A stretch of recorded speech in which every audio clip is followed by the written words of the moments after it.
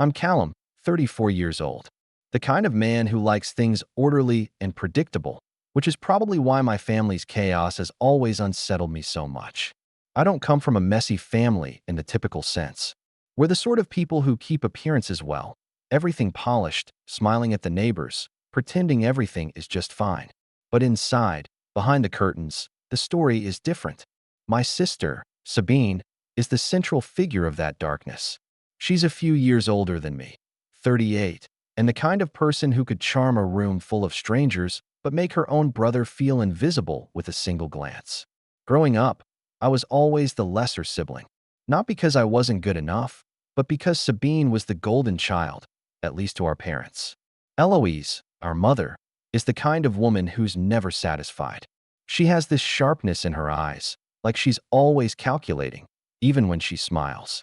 Our father, Gerard, is quieter, but just as much a part of the problem. He rarely speaks up when Sabine or Mom step on me or belittle me. I left home a long time ago. The silence between us had grown too loud to ignore. I carved out a life of my own in a nearby city, far from their high expectations and the endless comparisons. My work as a landscape architect keeps me grounded, and my apartment is my sanctuary. But no matter how far I go, the ties of family don't untangle easily. The moment when everything started to shift was completely unremarkable, at least on the surface. I had decided to stop by my parents' house one late afternoon, just to drop off some documents my father had asked for weeks ago. I wasn't expecting anyone else to be home. As I walked up the steps, the familiar scent of jasmine, my mother's favorite, mixed with something colder, more unsettling. Voices drifted from inside the house. Lo hurried. I recognized Sabine's tone immediately. There was an edge of something I couldn't place, not anger exactly, but something sharper. I knocked, waiting for the door to open. Sabine appeared before I could finish counting to 3, and she didn't smile. Her eyes, usually so warm when she greeted guests or family friends, were cold, guarded. "What are you doing here?" she asked without any real curiosity. "I just came to drop off Dad's papers," I said, holding up the envelope. She glanced past me, then stepped back just enough to block the door. "Now's not a good time." There was a weight behind her words, like this wasn't just about the papers. I could see it in the tight line of her mouth and the way her hand subtly gripped something beneath her arm. "Is something wrong?" I asked, trying to keep my voice steady. "No," she said quickly. "It's just family stuff. You wouldn't understand." That's when I saw the envelopes. Several of them, a bit worn, tucked tightly under her arm. My heart twisted in a way I couldn't explain. "Sabine, what are those?" Her eyes flickered, then hardened. "Nothing for you." Before I could say more, she stepped outside and locked the door behind her with a deliberate click. "Sorry, Callum, you're not invited," she said flatly, locking the gate as she turned to walk away. I stood there, the book still in my hand, stunned and more confused than ever. What family event could I be excluded from, especially when it involved our parents? And why the secrecy? I wanted to press her, but something in her posture told me this wasn't a fight I was going to win today. So I left, but those letters haunted me. Over the next few days, I couldn't shake the feeling that something was happening. Something big, something I wasn't meant to know about. I tried calling my mother, but she didn't answer. Gerard was vague when I did catch him on the phone. Then, 2 nights later, I came home to a surprise that changed everything. A package slipped under my door, unmarked. Inside were copies of letters. Letters that should have never reached me. Letters that revealed secrets my family had buried deep. The moment I saw the envelopes, I had no idea what I was stepping into. Those letters weren't just any family correspondence. They were carefully crafted pieces of a puzzle, one I'd never been invited to solve. That night, after Sabine's cold dismissal, I sat alone in my apartment, the quiet only interrupted by the occasional hum of distant traffic. I kept turning the events over in my mind. The locked door, Sabine's icy stare, the way she held those envelopes like they were evidence of some terrible secret. It wasn't until 2 nights later that I found out the truth. I had just gotten home after a long day at the office. The kind of day where your feet ache and your head feels like it's full of static. I opened my front door to see a small package resting against it. No name, no return address, just a brown envelope, the paper crinkled slightly, as if someone had handled it with care, or maybe hesitation. I picked it up slowly, my heart thudding in my chest. Inside were several letters, copies of letters, actually, typewritten and dated over the past year. The handwriting was unfamiliar. I flipped through them, trying to make sense of their content. But the more I read, the more my stomach sank. These weren't simple family letters. They were formal, even legal in tone. Letters filled with accusations and demands. Letters from Sabine and my mother to my father's business partners, and even to distant relatives. Letters designed to isolate me, to paint me as unreliable, untrustworthy, and even dangerous. The first letter was from Sabine to our father's closest business associate, under the pretense of family concern.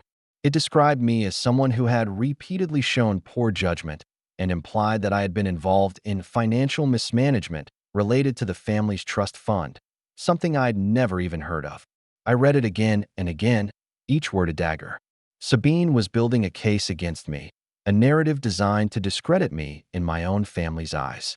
It was clear she wanted to make sure I was cut out of any decision-making or inheritance, that I remained invisible and powerless. The next letters were from my mother, Eloise, to a lawyer. They discussed arrangements to limit my access to family property and finances, suggesting that I was not fit to handle any responsibilities. She even proposed excluding me from the upcoming family gathering Sabine had mentioned, the one I wasn't invited to. Every letter was more damning than the last. They talked about me as if I were an outsider, someone to be controlled or discarded. They plotted, schemed, and coordinated like a silent coup, and the worst part was knowing they'd kept all of this from me. I sat back, the weight of betrayal settling heavy on my shoulders. The people who were supposed to be my family, my protectors, had been actively working to push me out of my own life. I thought about the years I'd spent trying to stay close, to be accepted, the countless times I'd swallowed my pride, swallowed their barbs, hoping for even a crumb of approval. And now this, proof that I was never anything but a problem to them. For a long time, I just stared at the letters, the silence in my apartment pressing down. I didn't cry. I wasn't sure I even could anymore. I was numb, but the letters raised more questions than answers. Why had Sabine and Mom been so determined to keep this from me? What exactly were they planning behind the scenes? And what about Dad? Had he known? Was he complicit or simply powerless? I spent the next day piecing together the fragments I could from the letters. It became clear that Sabine was the mastermind, the one orchestrating the exclusion. My mother was her willing accomplice, using her charm and social influence to back Sabine's plans. Gerard, my father, was largely absent from their plotting, but I could tell from the way the letters were worded that he wasn't fully opposed either. Maybe he was afraid, or maybe he just didn't care enough. The family gathering, this small group Sabine had mentioned, was, it turned out, a meeting to finalize arrangements that would legally freeze me out. They were planning to change wills, reassign property titles, and ensure I had no say in anything. It wasn't just spite. It was control. I couldn't help but feel a bitter irony. I had spent so much time trying to prove myself worthy of their respect. Now, all of it was being stripped away by carefully written lies and calculated cruelty. The next few days were a haze of anger, confusion, and planning. I knew I couldn't just confront them blindly, not without proof and strategy. They were clever, and they had decades of practice in this game. But I wasn't going to disappear quietly. I started by reaching out to a lawyer I trusted, a quiet but determined woman named Marla. I shared the letters with her, and her reaction was immediate. "This is serious," she said, her voice calm but firm. "They're trying to cut you off financially and legally. We need to act fast." I gave her all the details I could, including the names mentioned in the letters, the dates, and the vague references to upcoming legal changes. Meanwhile, I tried reaching out to Dad again. I left messages, emails, even a letter, hoping to get some clarity. He never replied. Sabine, on the other hand, continued her campaign of silence and coldness. Every time I tried to call or message her, she ignored me. Once, she answered briefly only to say, "We're done here," before hanging up. It was becoming clear that they had decided to write me out of the story completely. But here's where it got worse. One evening, I got a call from an unknown number. When I answered, a voice I didn't recognize said, "We need to meet. It's about the family." I was cautious but desperate. We arranged to meet in a quiet cafe downtown. The person who showed up was a middle-aged woman named Hannah. someone I'd vaguely known as a distant cousin. She had a nervous energy and looked like she'd been carrying a heavy secret. "I've been following what's happening," she said quietly. "Sabine's been rewriting everything about you, about us. It's not just the letters you have. There's more. Documents, records, even things that could ruin your reputation." I leaned in, heart pounding. "They want to erase you, Callum. But you're not as invisible as they think." Hannah handed me a small folder of papers. I opened it slowly. There were financial statements, emails, even old photos. Things that didn't match the narrative Sabine and Mom were spinning. For the first time, I felt a flicker of hope. Maybe this wasn't the end. Maybe I could fight back. But I also realized the danger I was stepping into. These weren't just family disagreements. This was a battle for my name, my rights, and my very place in the world they'd tried so hard to push me out of. And Sabine and Eloise weren't going to back down easily. After meeting Hannah and getting the folder of papers, I sat in my apartment, the documents spread out across the kitchen table. Every piece of paper felt heavier than the last. Financial records, email threads, photos, evidence that painted a very different picture of what Sabine and Mom had told the rest of the family. There were receipts showing that I had, without their knowledge, contributed money toward our father's medical bills during his recent health scare. There were emails where I had offered help with the family's properties, offers they had quietly refused or ignored. Most damning were the handwritten notes from Eloise, where she instructed Sabine on how to manage the narrative, carefully emphasizing to keep Callum in his place and make sure the others see who the real heirs are. The more I read, the clearer it became. This wasn't about family loyalty or protecting anyone. This was a strategic, calculated effort to erase me from our family history and fortune. They wanted to rewrite the story, and I was the inconvenient truth they needed to bury. But how long had this been going on? How much of my life had they been quietly sabotaging behind my back? I thought back to all those years of feeling sidelined, dismissed, or treated like an outsider in my own home. The cold dinners where Sabine dominated the conversation, making little digs masked as jokes. The moments when Mom would give me a look that felt more like a reprimand than a mother's love. And Dad, silent, always silent, like a bystander in a play he no longer cared to direct. I wasn't just angry anymore. I was determined. I needed to find out how deep the rot went. The next morning, I met with Marla, the lawyer. Her office was small, but efficient, the kind of place where things got done without fuss. She flipped through the letters and documents I had collected. "This is serious," she said again, her tone measured. "Sabine and your mother have clearly been manipulating not just the family, but legal systems to marginalize you. The question is how much more they've hidden." I nodded, feeling the weight of it settle even further. "I want to stop them. I want to be included. But I don't want to fight a war alone." Marla looked up. "You won't be. There are ways to contest the changes to wills and trusts if you can prove undue influence or manipulation. Your father's silence could be used against them if we can show he wasn't acting of his own free will." It was a sliver of hope, but it wasn't going to be easy. Meanwhile, things at home were growing colder by the day. I tried once more to reach out to my parents. The phone calls went unanswered. Emails were ignored. When I showed up unexpectedly at their house a week later, Sabine was there, as if waiting for me. She opened the door only slightly, her posture rigid, her expression unreadable. "I told you before, this isn't your place anymore," she said quietly but firmly. I took a deep breath, steadying myself. "Sabine, this isn't just about invitations. I found out what you and Mom have been doing, trying to cut me out." Her eyes narrowed, and for a brief moment, I saw something like anger flicker in them. Then it was replaced by that cool, controlled mask she always wore. "You don't understand," she said, stepping back to block the door fully. "We're protecting the family. You've never fit in. It's better this way." I felt my heart tighten. Protecting the family? By lying and scheming? By turning Dad against me? Sabine's smile was thin. "Dad is making his own decisions. We're just making sure the family stays strong." That's when Eloise appeared behind her, her expression calm, but her eyes sharp. "Callum," she said smoothly, "you're making a mistake coming here like this." "Then tell me what's going on," I said. "Why are you trying to erase me?" My mother's smile didn't waver. "You're not listening. This is about stability. You've always been reckless. Sabine and I are the ones who've kept this family together." I shook my head. "Keeping a family together doesn't mean destroying one of your own." They exchanged a glance, subtle but heavy with meaning, and suddenly I felt the years of silence and coldness compress into a suffocating force.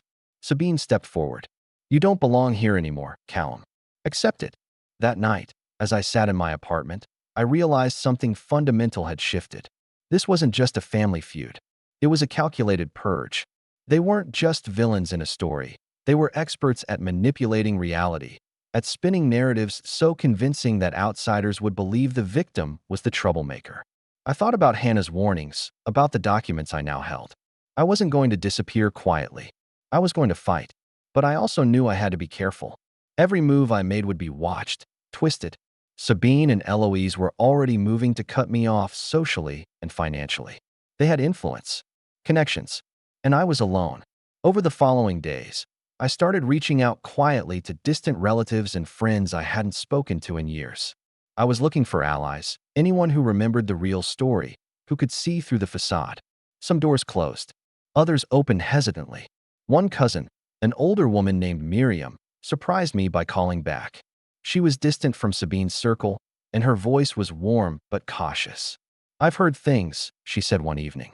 "Sabine has been rewriting history for a long time. You're not the only one who's been pushed aside." Her words felt like a lifeline. Miriam offered to dig through old family records and share any information she could find. It was a start, but Sabine wasn't idle.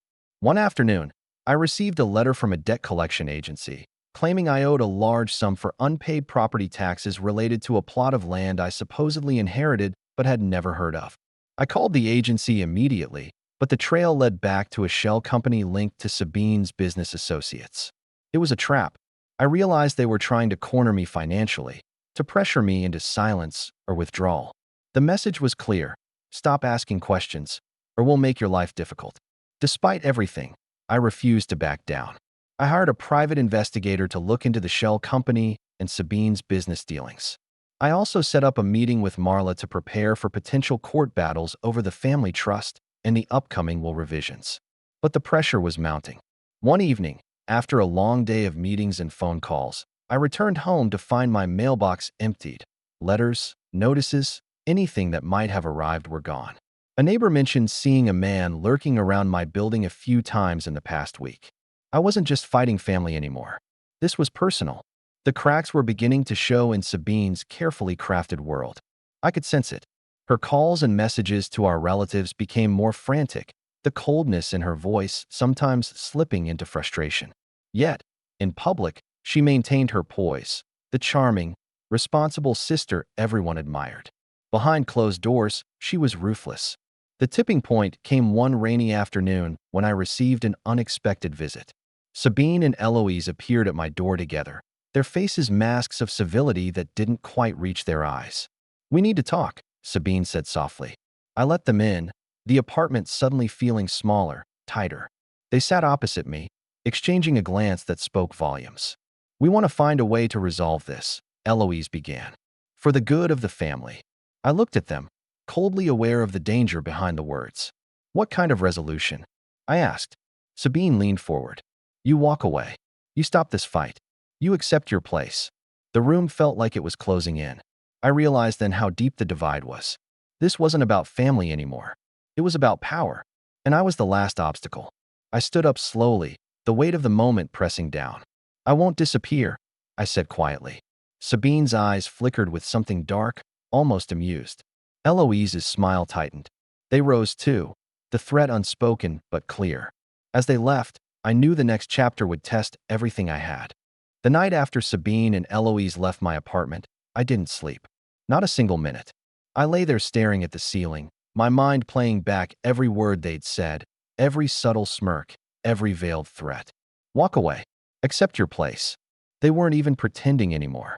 Whatever scraps of pretense about protecting the family they'd been clinging to were gone. The next morning, I pulled out every piece of evidence I had and laid it across my dining table. The copied letters Hannah had given me, the financial documents, the emails, the debt notice connected to Sabine's shell company. I knew that if I wanted to win, I had to be deliberate. Revenge isn't just about striking back. It's about making sure the other side can't get up again. And I wanted this to be slow. I wanted them to feel the pressure build until they made mistakes. My first step was with Marla, my lawyer. We spent hours mapping out a timeline of events, every suspicious move they'd made, every document or letter connected to me. We matched them against dates of property transfers, trust adjustments, and family meetings I'd been excluded from. The pattern was clear. Each time I was deliberately excluded, a significant decision about the family's finances or property followed soon after. They weren't just keeping me out, they were timing my absence to their advantage. Marla's advice was simple. You need more people on your side, Callum. Not just evidence. Witnesses. People who've seen their behavior and are willing to speak about it. I already had Hannah and Miriam, but I needed more. So I made some calls. One of the first people I reached out to was my father's former assistant, a man named Roland. He'd worked for Gerard for over 20 years before retiring, and though I hadn't seen him in a long time, I remembered him as someone who quietly noticed everything. We met in a small park, away from anyone who might recognize us. I always wondered when you'd come looking for answers, Roland said after I explained what had been happening. He told me stories about meetings Sabine had insisted on attending in my place, how Eloise would reinterpret my father's instructions after he left the room, how they had slowly isolated him from old friends and advisors. Then Roland said something that stopped me cold. There was a document, he said. A will. Your father signed it a few years ago, but not in the presence of his usual lawyer.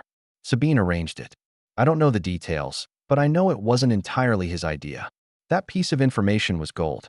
If I could prove undue influence in the signing of that will, I could unravel everything they'd planned. Step 2 was subtle. Information gathering without them realizing it. I started attending social events I knew they'd be at, not to talk to them, but to quietly observe. I'd slip into the background, speaking to extended family members, acquaintances, and old neighbors. Each conversation revealed small but important details. One aunt mentioned that Sabine had been making generous donations to certain charities lately, charities connected to her business partners. Another distant cousin recalled overhearing Eloise insisting that Callum doesn't have the temperament to handle responsibility during a luncheon. I took notes on everything. Even the smallest comment could be valuable later. Then came the financial angle. Marla connected me with a forensic accountant, a quiet, methodical man named Elias. I handed him the records I'd been given and asked him to dig deeper into the shell company linked to my false debt notice. 2 weeks later, Elias came back with a smile. It's not just a shell company, he said. It's a network. Sabine has at least 4 different entities moving money back and forth, hiding assets, and creating false liabilities. If this gets in front of the right people, it will not only discredit her, but could lead to criminal charges. That was the first moment I truly believed they might not just lose, they might fall. But I couldn't strike yet. The key was timing. I decided to let them think they had me cornered. I didn't confront them, didn't demand explanations. I stayed quiet, just as I always had. It was a role they were used to seeing me play, passive, harmless. Meanwhile, behind the scenes, I was lining up every piece of the trap. Witnesses ready to speak. Documents cross-referenced. Financial trails mapped out. And then, the opportunity came on its own. I received an ornate invitation in the mail, heavy cardstock, embossed lettering. It was for a formal family legacy dinner at my parents' home. The kind of event where they'd gather relatives and important friends to talk about the family's future. I knew instantly what it was. This would be the night they made their official announcement about changes to the will and the trust. The night they'd solidify my exile. And I decided it would also be the night I turned the tables. The weeks leading up to the dinner were excruciating. I kept up the act of ignorance, even when Sabine called me unexpectedly a few days before the event. I trust you'll be there, she said smoothly. I made my voice neutral. Wouldn't miss it. Her pause told me she hadn't expected that answer. Good, she said eventually. It's time you understood where things stand. On the night of the dinner, I arrived early, not to be polite, but to see who else had been invited. The driveway was already full of expensive cars, the front lawn lit with soft golden light. I could hear the faint hum of conversation inside. Eloise greeted guests at the door with her perfect hostess smile, while Sabine floated through the room, glass in hand, laughing at something one of my uncles had said. I kept to the edges, quietly noting where everyone was seated, who was speaking to whom. When dinner was served, Gerard stood to make a short speech. His voice was steady but distant, as though he were reading words someone else had prepared for him. He spoke about family unity and securing the future, then handed the floor to Sabine. She smiled, a slow, confident smile, and began outlining the updates to the family trust. The language was careful, designed to sound fair, but the meaning was clear. I was to have no control, no authority, no share beyond a modest allowance. Around the table, I saw nods of approval. The room was theirs. Until I spoke. Before we finalize anything, I said, my voice carrying just enough weight to still the conversation. I think everyone here should see what I've brought. From my bag, I pulled out a folder and placed it on the table. The room went quiet. Eloise's smile froze. Sabine's eyes narrowed, just slightly. I didn't open the folder yet. I wanted them to wonder. Because once these are out in the open, I continued, this discussion will be very different. The air was thick with silence. Everyone's eyes were fixed on the folder sitting on the table between us. Sabine's smile, once so confident, had all but vanished. Eloise's face was a mask, calm on the outside, but I could see the tension tightening her jaw. I took a slow breath and opened the folder. Inside were copies of bank statements, legal documents, emails, and photographs, the proof I had collected over months of painstaking investigation. I want everyone here to understand exactly what's been happening behind closed doors, I said, my voice steady. I pointed to a series of documents first, the ones showing Sabine's network of shell companies funneling money from family assets into accounts none of us had known about. This money, I said, was supposed to be part of the family estate. Instead, it's been siphoned off by Sabine and her business partners for personal gain. A murmur ran through the room. I moved on to the letters from my mother, instructing Sabine how to manipulate Dad and rewrite the family narrative. These letters, I continued, reveal a coordinated campaign to exclude me from the family, to rewrite wills and trusts without my knowledge, and to paint me as unreliable. Eloise's lips pressed into a thin line, but she didn't speak. I then presented the evidence from Roland, Dad's former assistant, confirming that the will Sabine presented was signed under questionable circumstances, with my father's usual legal counsel deliberately kept out of the loop. Undue influence. Marla had told me was a legal term that meant we had a strong case to contest everything. I let that hang in the air. Then I glanced at my father, who sat quietly in a corner. His eyes met mine briefly. A flicker of regret or shame, I couldn't tell. The room was tense, the careful social veneer crumbling. One of the cousins, a woman I barely knew but who had sided quietly with me in the past, spoke up. This is more than just family squabbles. This is betrayal on a grand scale. Sabine's composure finally cracked. Her voice was low but sharp. You have no idea what you're accusing us of. We did what was necessary. Necessary, I echoed. By stealing from your own family? By lying and scheming to push out your own brother? Eloise's expression darkened. You don't understand the responsibilities we carry. You're reckless, and you threaten the family's legacy. I shook my head, anger rising but controlled. Legacy built on lies is no legacy at all. At that moment, Marla stood and addressed the room. We have enough evidence to take this matter to court. The wills, the trusts, the finances, all can be contested based on the evidence Callum has provided. Sabine's network of shell companies could lead to investigations for fraud and embezzlement. There was a collective gasp. Sabine and Eloise exchanged a look, a mix of fear and fury. My father finally spoke, his voice tired but firm. Callum, I'm sorry. I should have protected you better. It wasn't a full apology, but it was something. In the months that followed, the legal battles unfolded.